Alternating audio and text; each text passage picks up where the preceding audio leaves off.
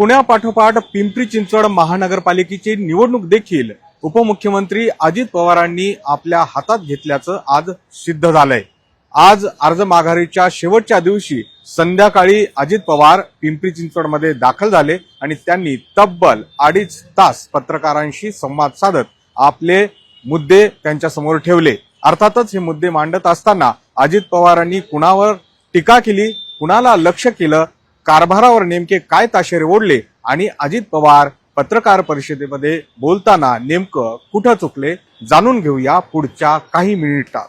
नमस्कार, मी गोविंद वाकडे आणि तुम्ही पाहताय न्यूज 18 लोकमत। पिंपरी चिंचवड 128 जागांसाठी या महानगरपालिकेमध्ये आता सगळेच प्रमुख पक्ष वेगवेगळ्या पद्धतीने निवडणूक लढतायत आणि इथे मागील 9 वर्षांपासून ज्यांचं प्राबल्य राहिलंय त्या भाजपकडनं 124 जागा लढवल्या जात आहेत। तर दोन्ही राष्ट्रवादी एकत्र आल्यानंतर आता भाजप समोर मोठं आव्हान देखील उभं राहिलंय। मात्र हे युद्ध एवढ्यावरच थांबणार नव्हतं, तर अजित पवार किंवा त्यांच्या शिलेदारांना भाजपच्या कारभारावर बोट ठेवत असताना, भ्रष्टाचाराचे आरोप करत असताना पुरावे दाखवणं गरजेचं होतं आणि नेमकं अजित पवारांनी आजच्या पत्रकार परिषदेमध्ये तेच केलं। पिंपरी चिंचवड शहरात मागील 9 वर्षापासून म्हणजे 2017 ते पुढचे 5 वर्ष आणि मागील 3 वर्ष असा एकूण 9 वर्षाच्या कार्यकाळात एकूण किती ठिकाणी आणि किती प्रकल्पांमध्ये भ्रष्टाचार झाला याची यादीच वाचून दाखवली। मात्र त्याही पेक्षा पिंपरी चिंचवड महानगरपालिका जी आशिया खंडात कधी काळी गर्भश्रीमंत म्हणवली जायची, ती महानगरपालिका भाजपच्या या संपूर्ण कार्यकाळामध्ये कर्जबाजारी झाली असं सांगत त्यांनी महानगरपालिकेने जवळपास किती कोटी रुपयांचे कर्ज रोखे उभारले याचे दाखले दिले।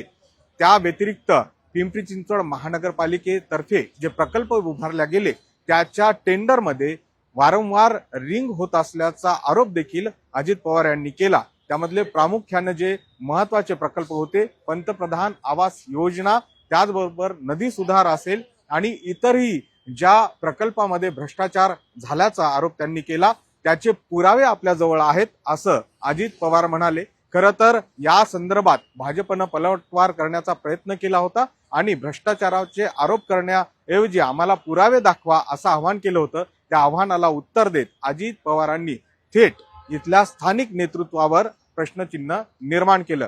त्याही पेक्षा पुढे जाऊन अजित पवारांनी इथल्या भाजपच्या स्थानिक नेतृत्वाला अंगावर घेत ही सगळी मंडळी लुटारू आहेत असे स्पष्ट शब्दात त्यांचा टीका केलेली आहे। ही जहरी टीका अर्थातच भाजपच्या इथल्या स्थानिक जे नेतृत्व आहेत, म्हणजे इथे भाजपचे 2 विधान परिषदेचे, त्याचबरोबर चिंचवड आणि भोसरी मतदारसंघात भाजपचे असे एकूण 4 आमदार आहेत आणि या 4ही आमदाराचं प्राबल्य महानगरपालिकेवर त्याचबरोबर प्रशासनावर राहिल्याचं सूचित करत अजित पवार यांनी त्यांच्या कारभारावर टीका केली। शहरातल्या 3ही नद्या प्रदूषित आहेत, कारण या नद्यांमध्ये शहराचं जे मलमूत्र युक्त पाणी आहे त्यावर प्रक्रिया न करताच ते सोडलं जातं असा गंभीर आरोप देखील अजित पवारांनी केला। त्याचबरोबर एवढी मोठी महानगरपालिका आहे, मात्र या महानगरपालिकेला इथल्या नागरिकांना कोणत्याही म्हणजे मूलभूत सुविधा ज्या आहेत त्यात सगळ्यात महत्वाची सुविधा म्हणजे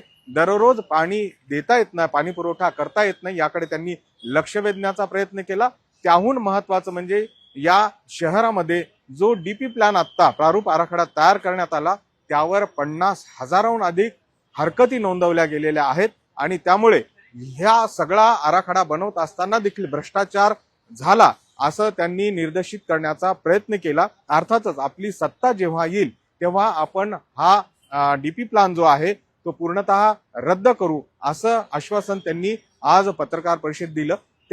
त्या पलीकडे जाऊन शहरामध्ये ज्या पद्धतीने गुन्हेगारी बोकाळली आहे, या गुन्हेगारांना राजाश्रय आहे आणि त्यामुळेच इथले गुन्हेगार मस्तवाल झाले असे शब्द देखील अजित पवारांनी वापरले। मात्र याच प्रश्नाला धरून जेव्हा अजित पवारांना एक प्रश्न विचारण्यात आला की इथले स्थानिक आमदार आणि विधानसभेचे उपाध्यक्ष अण्णा बनसोडे यांच्या चिरंजीवावर, यांच्या मुलावर 2 हाफ मर्डरचे गुन्हे दाखल आहेत, जेव्हा पत्रकारांनी अजित पवारांना हा प्रश्न विचारला तेव्हा अजित पवारांनी त्याचं समर्थन करण्याचा प्रयत्न करत, जोपर्यंत गुन्हे सिद्ध होत नाही तोपर्यंत तो आरोपी नसतो असं म्हणत स्वतःवर असलेल्या 70,000 कोटीच्या घोटाळ्याचा आरोपाचं खंडन करत एक प्रकारे स्पष्टीकरण देण्याचा प्रयत्न केला की माझ्यावर आरोप आहेत, मात्र मी ज्यांनी माझ्यावर आरोप केले त्यांच्या सोबतच आज सत्तेमध्ये आहे असं म्हणत अजित पवारांनी एक प्रकारे गुन्हेगारीचं समर्थन केलंय का अशी चर्चा